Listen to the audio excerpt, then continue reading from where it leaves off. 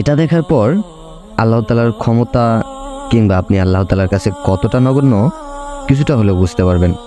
ধরে নিন এটা আপনি। এখন দেখুন, এটা হলো গুগলের হেডকোয়ার্টার, আর এটাই হলো আমাদের পৃথিবী। আরেকটু দূরে গেলেই সূর্য, এবং আরেকটু দূরে গেলেই অসংখ্য তারা দেখতে পাবেন। আর এটাকে বলা হয় মিল্কি ওয়ে গ্যালাক্সি, এবং এগুলো হলো অসংখ্য গ্যালাক্সি। এখন যেটা দেখছেন এটাকে বলা হয় ইউনিভার্স, এবং এগুলো হলো অসংখ্য ইউনিভার্স।